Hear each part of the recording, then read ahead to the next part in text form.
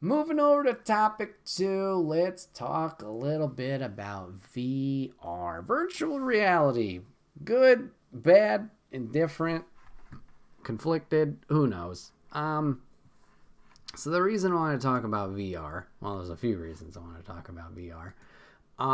Lately I've been thinking about it because PlayStation, Sony, is putting out is putting out their PlayStation VR 2. It is confirmed to come out this February. I believe it's February. Let me look that up. After a lot of rumors and speculation about like specs and designing it and all that jazz. So they're planning on coming out with that and having 20 or so launch games with release, which is great. And so, okay, so it is, yes, it is coming out February 2023. And pre-orders are going out now through PlayStation Direct. And boy howdy, does this thing cost a pretty penny. I get it, it's a newer technology. And, PSVR 1 also was a decent chunk of change. So, I guess elephant in the room. Hi, hello, how are you? Am I planning on getting PSVR 2? No, I do not think I am. However, bigger elephant off screen, off the room. What conversation did I just have with Lady last night about, oh, this will be fun? I'm considering a MetaQuest Pro, another VR machine. Why? So I kind of wanted to have this conversation today. I guess to talk myself out of this VR situation, but also just talk about, what's good about VR, what's not good about VR, whatever. So yes, Mrs. G in the chat says barf. We'll start with the cons. Yes, VR can be a very divisive thing. Either you love it and you enjoy it and you have a great time, or it's either cool for 2 minutes and then you got to yak, or you put it on and you feel like you're going to yak. Motion sickness is a curse that I do not wish on anybody. I will say, from my experiences with PlayStation VR 1, I guess on the opposite side, we'll do pros and cons that way. Once you're in those situations, you don't think you would be as immersed as you are. But if the game and the developers do it right, it is insane how this simple headset and headphones setup can transport you into a different world. If you've watched streams in the past, my experience with Resident Evil 7. Resident Evil 7 is an amazing game regardless of VR or not VR. The sound design, the way that the levels and the atmosphere that game creates puts you into the Baker's like lake house or swamp house, whatever you want to call it. And taking the step into VR, into that environment, is absolutely terrifying. Every step you take, whether you bump into something or just floorboards creaking, is insane. And looking around, it just, oh my goodness, it eats you up of how spooky it is. So Resident Evil 7, I would say, is one of those experiences that really immerses you, and I think VR can do very well, once again, if done right. I would say another one, Batman Arkham VR, was a decent one. I don't think it was as good as Resident Evil's was, but was a solid experience. I can't necessarily off the top of my head think of a bad one, but I would say, at least for a standout of like, I'm in this house or I'm in this location, Resident Evil 7 definitely stands out amongst the others. Cons. I guess we'll talk about price, because money talks, right? I don't remember how much the PlayStation VR 1 cost, but it was a decent penny. The VR 2 is going to be more than the PlayStation 5, which is already a decent amount. PlayStation 5 is like $500. I think this is going to be $5 to $6, which I get it, but still is not like, oh yeah, totally. Like it's still rough. Like, oof, that's an investment. I get it, the technology that is in this thing, obviously with the motion controls and obviously the headset technology and the not the John Cena you can't see me, the visuals in front of you. Yeah, it's ouch. It's a decent chunk of change. So for those people who are against it, like, I get it. Why would you want to throw down X amount of cash for only limited experiences that you're going to have, especially if you don't know if it's going to affect you in a motion sickness way as maybe someone else, like comparatively. It's a gamble. And from my experience from the PlayStation VR 1 side of things, while I did enjoy the VR quite a bit, it's one of those things also that, like, it's a hassle to set up. It seems like this one will be a little bit less of a hassle. You still are tethered to the console because it needs something to pull off of, or, pull that information from, but it does seem better. VR1 was such a hassle to kind of set up. Okay, this HDMI goes to this HDMI, especially if you're streaming too. It's a whole nother web of components and cables. And then you got to make sure everything's charged and make sure you have enough room so you don't smack the couch or kick your cat or whatever while you're playing this thing. So I will say that's one negative. On the opposite side, the Quest Pro, so Oculus or Facebook's version, I will say, as far as what I've seen, they have a little bit more leniency of what they can do. They may not have as high specs as the PSVR 2 seems to be advertising, but you can do it without a cable. If you want access to certain games, you will cable up from your Steam library, but you can just do it wireless through a mobile app, I believe. And with the Oculus, you can kind of, as you're setting up your game area, you can tell it what areas are safe, and then it will warn you if you are getting close to any of the barriers. So it will essentially allow you, while having the headset on, if I'm not wrong, see through it, and then you literally like draw a border with your motion controller, however you do it. So that's kind of nice. So even if you can't make a designated, like, move the couch back, let's make a big rectangle, you could create a safe zone for yourself where it will attempt to warn you if you're getting too far off of the playing area. And with VR1, well, that wasn't really the case, as running into couches and tripping over things did happen from time to time. So there's that. But yeah, as for games, I mentioned RE7. I mentioned Batman Arkham. Some other games that were cool for it. I've heard great things about Moss Book 1, and then Book 2 will be coming out to VR 2. Didn't play either of those. Beat Saber is like the tip of the iceberg for both of these, in my opinion. If you like Guitar Hero, if you like DDR, fantastic game of just essentially taking your little like lightsaber controllers and cutting through different musical notes, and also like avoiding things and obstacles along the way. Just a cool vibe and experience to dive into. Recently, Among Us VR has come out, and while it has its issues, it does look kind of entertaining and fun, at least to watch. And I guess that would be something as of note too, is a lot of these games do turn out to be just kind of experiences, which I guess could be a con of VR, where when you buy a game, you want to get your money's worth. You want to get something out of it. And these experiences, while obviously still very good and do a great job of immersing you and stuff, can be very short. One experience I can think of, which was released for free when, I think it was Spider-Man Homecoming, or maybe it was Far From Home was coming out. They put out a PlayStation VR software for it, and essentially all it was, okay, you're Spider-Man, web these targets up, and then at the very end you do a swing, and then it was over. It was a little bit longer than that, but you could complete it essentially in 30 to 45 minutes. Some of these other experiences are in the similar realm where it's like a 2 to 3 hour experience, which isn't bad.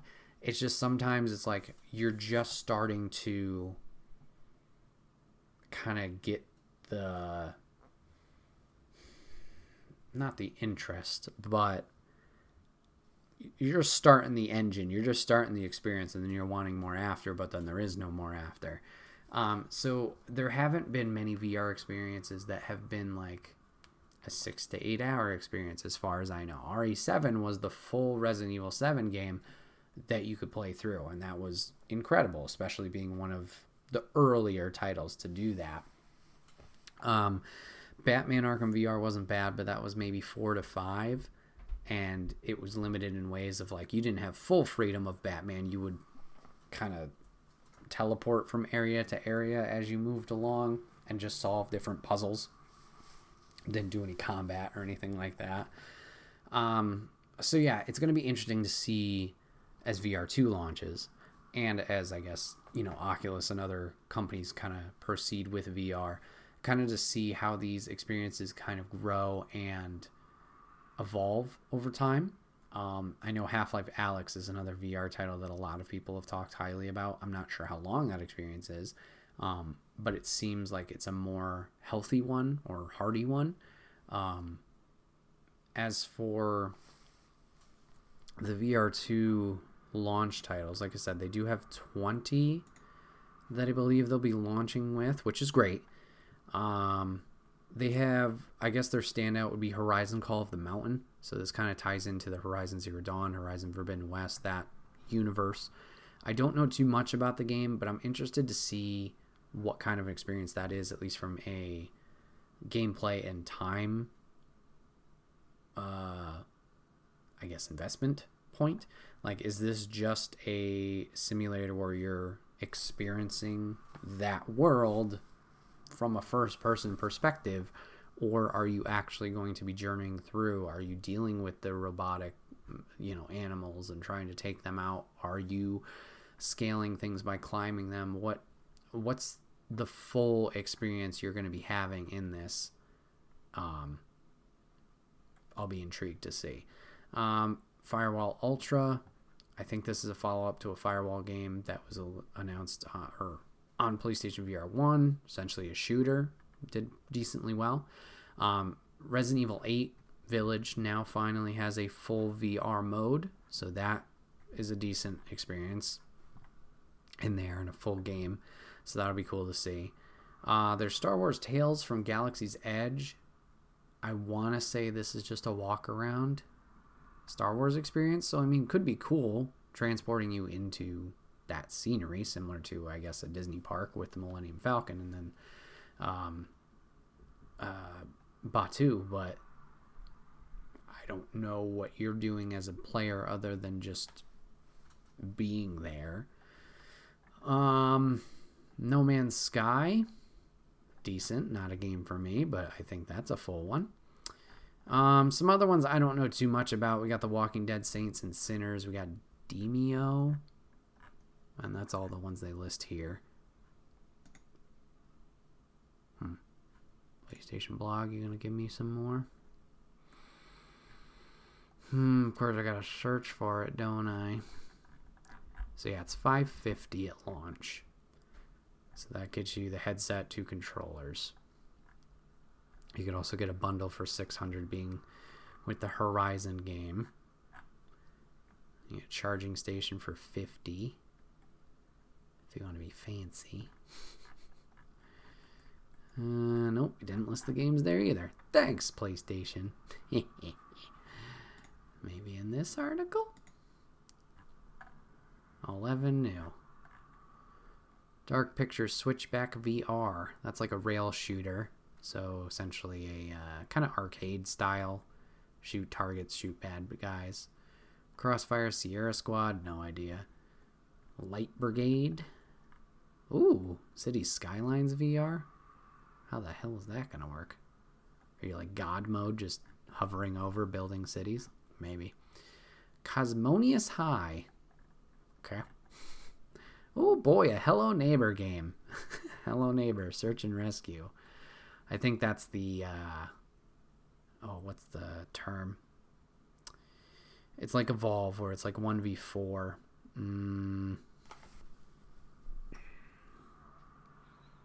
Uneven. That's all I can think of. It's the one bad guy against multiple good guys. Jurassic World Aftermath Collection. Pistol Whip. Zenith. After the Fall. Tentacular. Maybe I said that right. Huh. So, some interesting experiences coming out there. But yeah, I don't know. VR is a weird... It's one of those weird things where it's like you either love it or it's one of those things that just doesn't... Not add up, but has like no interest value. And I'm in this weird area. I don't know if it's just FOMO of like, oh man, I don't have it, so I want it, which is a dumb reason to get anything. I think that's why I'm trying to talk myself out of it. But yeah, I enjoyed my time with the VR1. We had some fun times and some good experiences there. Like I said, Beat Saber would be the tip of the iceberg game for me of like why to hop back into that world. And then ages ago, I did see a game on Steam that was like kind of like a graffiti spray paint-esque type game. And just imagining, like, art's always, well, not always, but art is fun to do. Art is not fun to do when you mess up. So having this digital platform, similar to, you know, a Photoshop or something like that, but seeing it and having more control over it to create it is fascinating to me. And there's a lot of art games for sure. There's ones you could do 3D art and move around it and sculpt and stuff like that. For some reason, the spray painting one really has stuck with me when seeing it. That would be kind of cool, creating something into that space. But once again, talent to make the art is kind of important too. So yeah, I don't know. VR has a lot going for it, and I can see why people are into it, but I can also see why people are hesitant, obviously because of the price, not gap, but the price that you need to invest into it. And obviously the motion sickness is a big thing, whether you suffer from that immediately or even just after a few hours of being like, oh, okay, well, I kind of have to stop now, just because it's getting to that point. It's a bumpy road. It's a bumpy road as to, is it something I should pay X amount for, or is it something that you do at a friend's house or you go somewhere and try it on and then you're like, you know what, that checked the box for me, I'm all good. And I think that's one of the things that's going to be interesting going forward, especially with, I guess, circling back to how PlayStation announced the VR2. They announced it through a blog post, and did not show it off at like a showcase or a big show that they had put on for other game announcements. Is where's VR going to be kind of down the line? Is it going to be like a Kinect or other motion games, looking at you, Nintendo Wii, where it was fun for a point, but then it kind of like we all outgrew it? Is it going to be something similar to that, which I can definitely see and understand, but it's also one of those things where I want it to do well because there are cool experiences that do come out of it, and I think that adds another layer of creativity for developers, of like, oh, we could do it this way. Like, how do we present our art form, or just kind of immerse players a little bit more into the experience? Because, I mean, we've talked about it as well back with our PS5 conversation, like the haptics in the PlayStation 5 controller. Sometimes the triggers are resistant to certain things and actions that you're doing, and then the motion or the vibration in it, you could feel your feet crunching in the snow, or you feel the rain falling on you. Like, they're trying to get you immersed in these stories, immersed in the experiences, and nothing better or no easier way to do that than literally put you at least as far as or as close as you can be into that experience than a VR headset of like, that's all you see, that's all you hear, and you're there. And yeah, I wish I wish the motion thing didn't affect everybody, because I do think the experiences you can have, whether it's the shorter experiences, like even just diving down with the sharks in that one VR demo, or playing, something a little bit more elaborate, like a Resident Evil or a Borderlands 2. It's neat, even if you don't complete those experiences, like just being in there and having your brain kind of trick you a little bit. Like, obviously, I'm at home sitting on the couch in this thing, like just having that oh wow moment of, yeah, I'm really in this place. It's similar to a movie experience. Like, you're fully invested in that movie. You don't feel like you're in that world, but you're invested in that story, and the things around you don't matter. It's the escapism, I guess. And same could be said for like theme parks, if they have really good theming. Like, wow, I'm really in this place, and the problems of the world don't even affect me right now. And VR is just another level of that experience that games can have on people. And yeah, I want it to succeed, but I get it. It's very niche. And like we've talked about today, a lot of pros, a lot of cons to to either side of the conversation. So yeah, not a really great focus topic, I guess, here, but just blabbing about VR and talking myself out of getting another VR, because money. I don't know.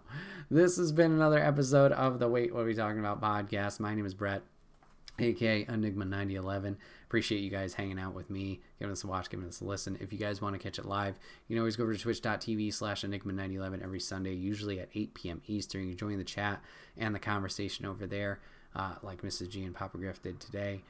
Love to have you in on all the fun. But if you can't catch it live, that's a-okay. Go over to YouTube and podcast services the very next week, where it's dropped topic by topic and put as one big video and MP3 for your amusement on the following Friday. Last but not least, remember, guys, any way you can support, whether it's big, whether it's small, does help out the channel a lot. Whether it's merch, whether it's likes, shares, anything like that, reviews, please help us out in that way. Like I said, it may seem small, but it does go a long way, and we would appreciate you for it. Extra Life is coming up on November 26th. That is a Saturday, 12 p.m. Eastern, 24 hours of games, raising money for Children's Miracle Network hospitals. If you can help us out with that as well, whether by donating, watching, or even just spreading the word, it helps out a lot, and it would mean the world to us. Appreciate you guys hanging out today, giving us a watch, giving a listen, and we will see you guys on the next one. Take care.